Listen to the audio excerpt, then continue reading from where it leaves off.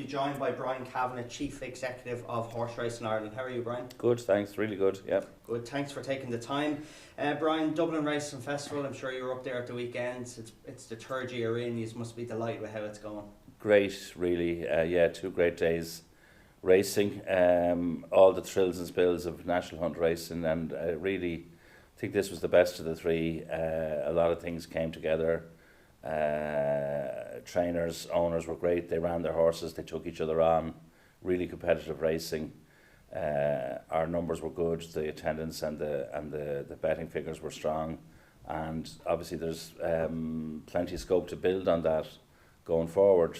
But yeah, a lot of UK visitors and very positive feedback since last week. So delighted with the weekend, and loads of story in every race, and Faheen, I can't remember reception in Leopardstown, like since nearly going back to Denoli almost. It was fantastic and great. Yeah, so they're the things memories are made of.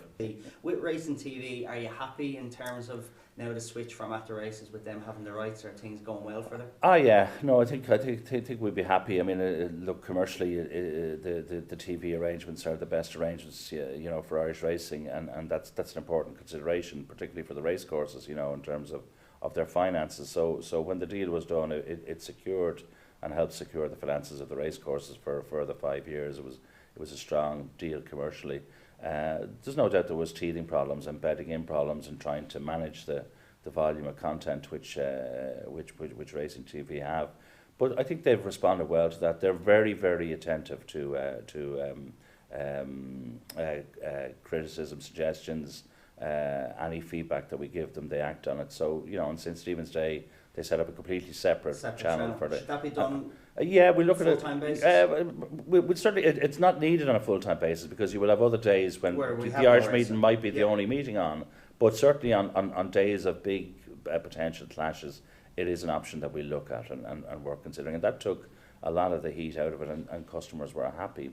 You can do that already anyway. If you have smart TV, through the Racing TV Extra service, which in fact means you can say, I just want to watch one race meeting. I just want to watch racing from the Curragh, or want to watch racing from Naas today, and you'll get that. But you need certain TV technology and good broadband to get that. But yeah, I think what I like about Racing TV is their analysis is good. It's a challenge, obviously, if they have a lot of racing, to get time for analysis. But they did a very good program last Friday night, around previewing the festival, with a lovely interview with Robert Hall as he was retiring. They did the Nick Luck program from Leopardstown on Sunday morning, and Nick was over presenting, and I suppose it does show when you see the best of Irish and the best of British racing, on the one channel. We definitely hold our own, by comparison, and some would say perhaps do more than hold our own. So yeah, and I mean the other aspect, which is that the home TV channel is only a very small element of the overall media rights deal and contract. The figures we have now for streaming, whereby people watch racing on their telephones or on the internet, are very impressive. So you'd have an average of 13,500 streams per race. So every race. So you might have a race meeting on in Hurles or in Dundalk or wherever, where you might have 1,000 people at it, but 13,500 people somewhere are watching every race. Yeah. So over the course of an 8-race program, you're up to 100,000 plus streams, which is a change in the way, no more than the way you're broadcasting racing, or you're using technology. Yeah. The way people are consuming racing is changing. So overall, I'd be very happy with Racing TV, and as I said, from a commercial point of view, it's a very strong arrangement for Irish racing. I have to agree that I use the app quite a lot, and it's fantastic. And I think we're very lucky. Gary O'Brien is fantastic. Yeah. Kevin O'Ryan, fantastic as well. And I think what the priceless part of it all is Ruby Walsh. Yeah. He's brilliant, and I think he's great because his knowledge, his wisdom, he's been there, done a lot, and he's still so involved with Willie Mullins as well. So that brings a lot to the table. But on the other side of it, is it too expensive? Is the price plan priced wrong? I know they have great deals. I don't believe it is, because I think for what you're getting, I think the quality's there. And you're right, they have deals. If you're paying the full price, €12 a month for the year. Yeah, you shouldn't be paying the full price, because you should be able to get a deal. And as you say, if you're paying €12 a month, you know, for the best of Irish plus decent British racing thrown in. You know, it's very difficult from a business point of view. You know, you're running race meetings, you're running 370 odd race meetings a year, and the race courses are charging €15, €10 into those race meetings. Yeah. It's very difficult then to say, but sure, you can stay at home and watch it for free or watch it for less than that. Yeah. You know, that doesn't add up, if you know what I mean. So I think, you know, if you can avail of some of the deals, and as you said, if you're getting a tenner a month, 120 quid, it's cheaper than the Weekly Irish Field, or it's cheaper than the Racing Post and stuff like that. You're right about the presenters. And that's what I mean. They've taken feedback. You know, at the time of the transfer, we said, look, Gary is the top anchor man you'll get. You should get him, Kevin O'Ryan, and they listened. They got them, you know, to switch over from at the races. And as you say, they've added Ruby, they've added Fran Berry, excellent, Jane Mangan, excellent, Kate Harrington, Don McLean, you know. So it's a very knowledgeable team, and you know, that comes across well. Yeah, so it's a good watch. Jockeys, something that I always find very strange is, should there something be done by HRI in terms of looking after jockeys better at the races in terms of food, and why do they pay for drinks and some food at races? Is that yeah, no, I mean, I think that there's a fair bit has been done in recent years, and I think it's definitely improved. But you can never do enough. These guys are elite athletes, and I think they're, you know, starting with Adrian McGoldrick as the chief medical officer and carried on by Jennifer Pugh.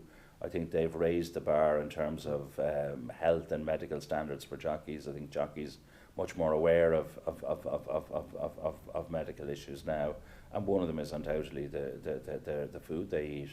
I think the race courses have gone a long way, and I know there's the race courses are strong supporters of the Irish Injured Jockeys Fund, you know, and there's a good relationship developing there, and I think you know, race courses have accepted that the quality of the offering needs to improve, and I think it has improved. There was a new guidelines on standards for racecourse catering issued by the Turf Club or the IHRB back late last year, and I'm not hearing any real difficulties in that front at the moment.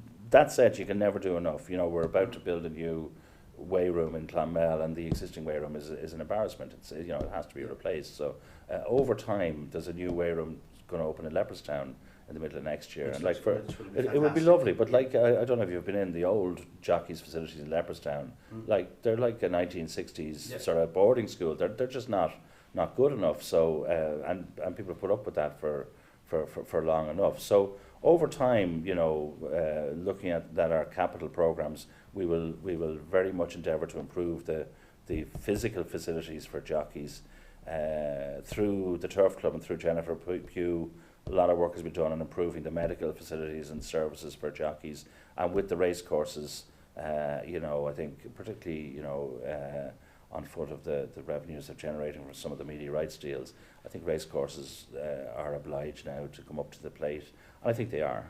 You know, as I said, I'm not hearing a huge amount of discontent, and I think if there are issues, they can be dealt with. Do you, like, just a couple of points, a couple of lads have said to me before, surely they shouldn't be paying for drinks though? Don't disagree with you, but that's a matter, ultimately that's something for the jockeys to take up with the racecourses themselves. But yeah, I mean, I think... Have HRI ever looked into bringing in, say, a catering company to look after each racecourse, rather than the racecourse looking after? So then the standards is put to a high level, and it's across the whole I think board that then. does happen. I think there's now, look, different racecourses have their own different arrangements, but there are certain people whom the jockeys like and who know what the jockeys want to eat, who are employed by the certain racecourses. It's a question of getting them into as many tracks as possible. But I think if you ask jockeys, they will say the situation is significantly better now than it was, say, 5-10 years ago. Yeah. But still, there's a lot more can be done. The gallops on the Curragh were obviously taken up, the Free Eagle last summer, and the Vic was new surface put on it. Maddenstown's due to start again soon. The Little Curragh Fox Cover had a new surface put on as well. How are things going with that? Are trainers happy with? Yeah, fantastic. I think there's a huge amount of credit due to Eva Maria Hefner, who's the owner of Moidlair Stud Farm, who single-handedly has provided a lot of the finance for upgrading of the gallops around the Curragh. Yeah, and it's done, you know, for philanthropic reasons, and it's done to benefit the people on the ground, the jockeys, the trainers who are training in the Curragh, not just trainers that might be training her horses or whatever. So it's been a transformative program around you've listed all the gallops in the Curragh, and the Curragh is a special place for training horses, and the reality is, because of a lack of funds, the quality of some of the gallops have declined or deteriorated, and these are, you know yourself, these need constant maintenance and constant investment to upgrade them. Now, with the new company running the Curragh racecourse, I think the scope will be there in the future to keep the gallops to a significantly higher standard. But the kick-off from Eva Maria was so welcome. John Ormond did some great work on the gallops in terms of improving the quality of the facilities. And he's due to start Madenstown, yeah, and that was delayed slightly because of a planning clarification, which has now come through, and that would be a lovely gallop. Madenstown was a traditional old training area, you know, where the likes of Con Collins or Liam Brown or Mick O'Toole were based over the years. Really lovely gallops, the far side of the Curragh camp, uphill all the way, grass, peat and all weather. And the all-weather gallop in Madenstown has needed an upgrade and will become, one of the best gallops in the Curragh, I'd say, when it's finished. So yeah, the feedback from the trainers has been universally positive, which is not always the case. I think there's a great sense of gratitude towards Eva Maria for that. Proof of the pudding is in the eating. When the flat season starts, we'll see how the Curragh trainers are going. If DK Wells starts off strong, or if John Ox starts off strong, or Willie McCreary, you'll know that the investment has paid off. Good. Is there enough trainers on the Curragh? Are you ever looking to try and get more on the Curragh with these fantastic facilities? Or how does it work? Is it too expensive for a smaller trainer to start on the Curragh? I don't think it's expensive. The training fees in the Curragh are reasonable. The gallops fees, I think they work out at something like €1 a day per horse or something like that. They're not. That's not prohibitive. There are definitely less horses in training on the Curragh than there were 15, 20 years ago. I think that might be a combination of two things. One, improved all-weather technology means that the trainers who are based away from the Curragh are able to put all-weather gallops in on their own premises and have the convenience, and obviously that's suitable at a time when staff issues are to the fore, and when staff are hard to get. You want to be able to be close to your gallops and to get in and out. And then I think obviously the in order to train on the Curragh, you need a property on the Curragh. You need to either own or rent a property. That can have its own complications. That said, you know, the facilities in the Curragh, particularly the grass gallops, the peak gallops, they're the best in Europe. Certainly, a lot of knowledgeable trainers would say that they bear favourable comparison to those in Newmarket. So if no matter what you're training, whether you're training National Hunt, the schooling ground is excellent. Whether you're training sharp 2-year-olds, you can train them up the flat path or up the all-weather surfaces. They're really, really, really high quality.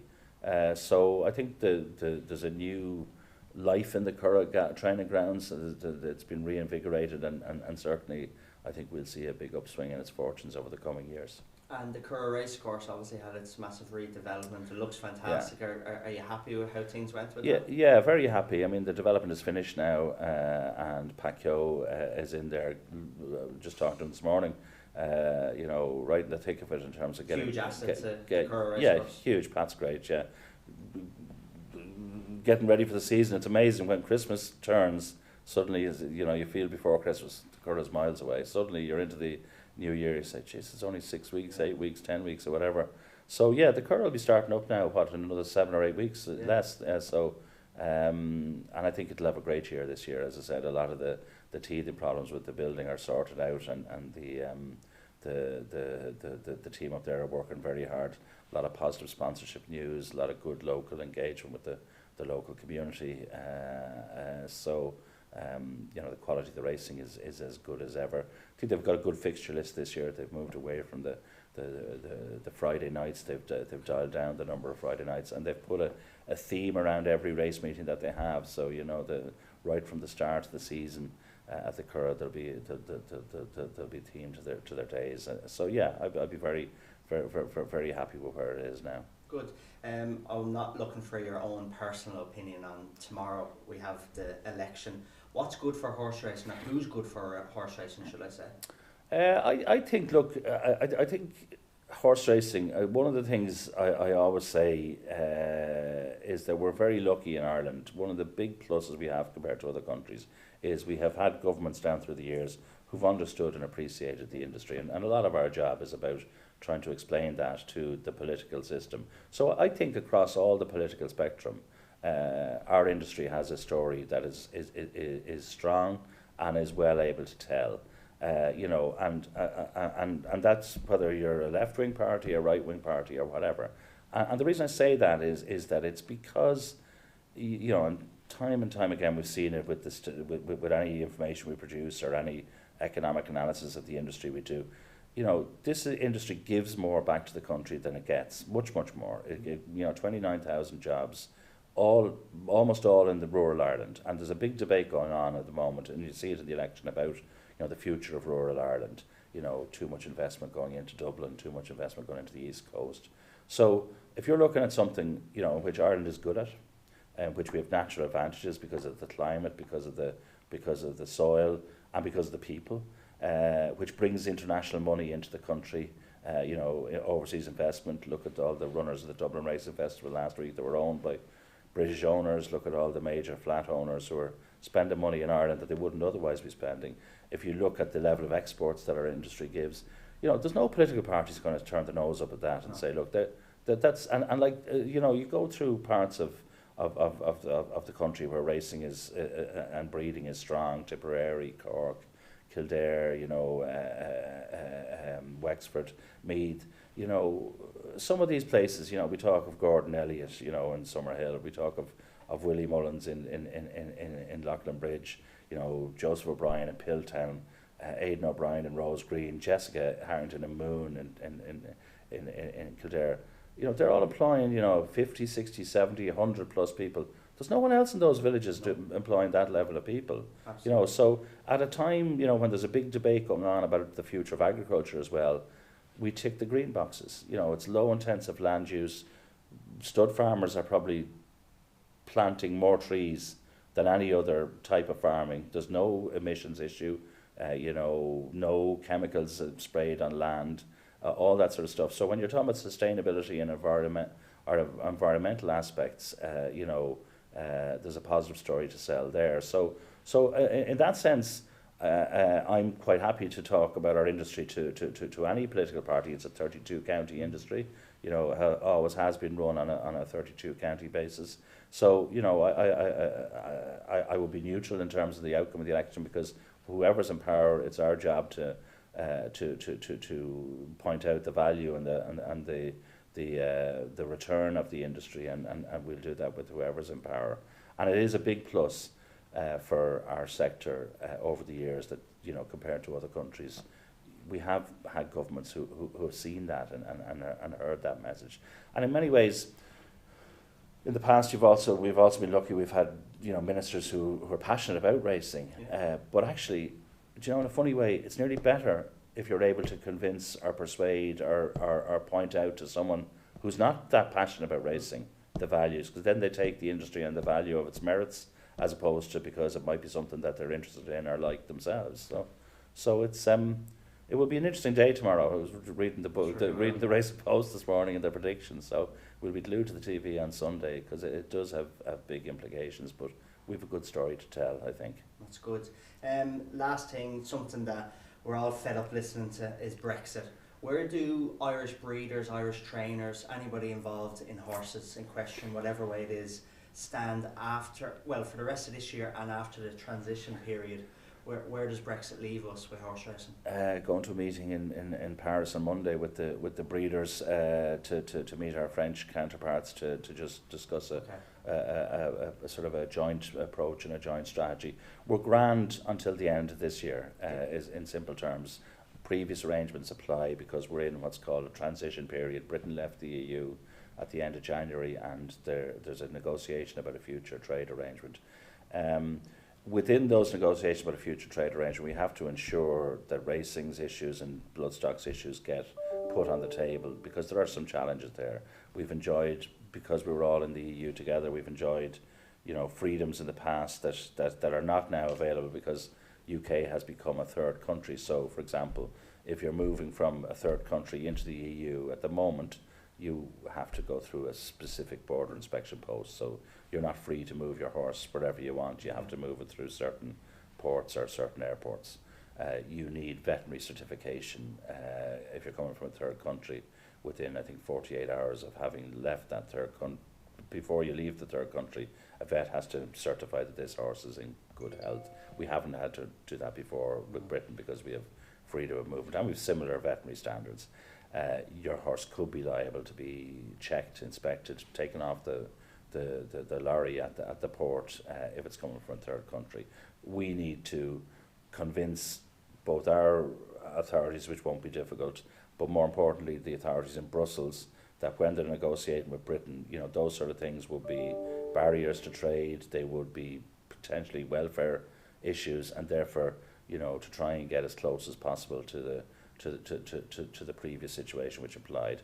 That depends on how the negotiations are going, because I think it's difficult for the EU to say to Britain, well, okay, you're out, but you'll have all the arrangements that we had before. That's what we want, and hopefully common sense will prevail in those negotiations. And obviously the British, it's in their interest. They want that as well. Yeah, on this issue, certainly the British racing authorities, the British breeding authorities, ourselves and the French are of one mind.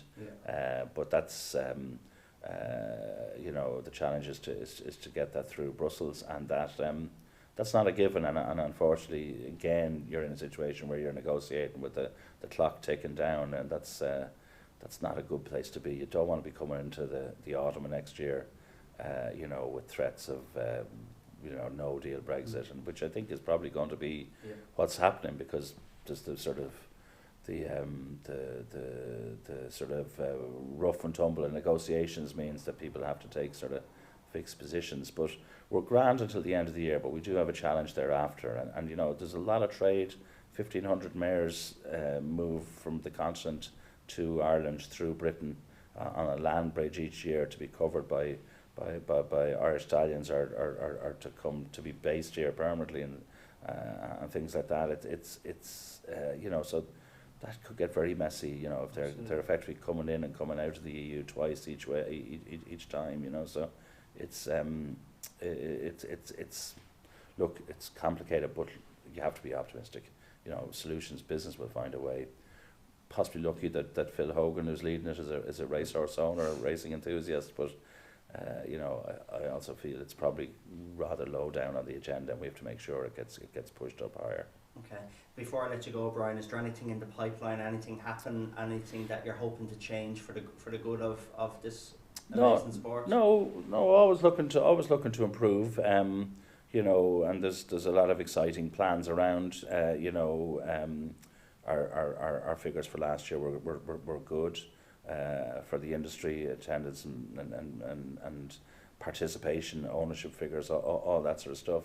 We're working away, on major projects like the redevelopment of the Irish Equine Centre in Johnstown, the possibility of second all-weather in the south of the country. Where do we stand with that? Working. Yeah, the board have approved that Tipperary should be the location for second all-weather, but like all these things, it needs money. So we're working on that at the moment, looking at plans for future long-term plans for winning in Dublin by redeveloping or continuing the redevelopment of Leopardstown. So loads of exciting stuff there, and we'll keep trying to drive prize money to encourage people to have better horses in training in Ireland. I mean, that's the real issue, is that you look at the quality of horses that we've had in the country over the last 15, 20 years. It's been very strong, and that creates a great interest point. You know, if the horse are doing well at the top level, there's a filter down in terms of the rest of the sport. So that's, you know, there's always something going on, but we're in good order at the moment. Good. Well, listen, Brian, thanks very much for taking the time. And thank you. No, thanks for coming. Yeah, Really thank enjoyed you. that. And hopefully, I'm sure to see you in Cheltenham. Grant. Thank you.